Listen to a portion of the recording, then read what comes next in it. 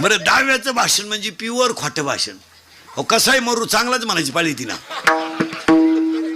तो येडा सोडून मिळाला तरी आपण म्हणायचं त्यांचे ना आमचे जवळचे संबंध होते. आता काय करता काय.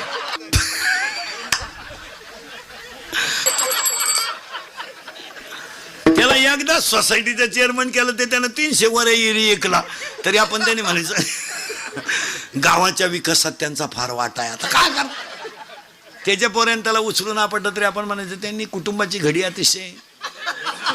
बरे, दहाव्याला भाषण करणारी माणसं काय टाळ्यावर नाही राहती. ते माईकवर बोलणार राहतं भांबेल आणि भाषण करणाऱ्यांना सूत्र एक नेटकं चालू होतं. त्याला माहित नव्हतं मग गडी मेलाय का बाई मेली का काय केलं. त्या बाईच्या नवऱ्याचं नाव होतं बाबूराव आणि त्याची मिलती बायको. पण ती एकाला मोठ्याला बोकांडी घ्यायचं.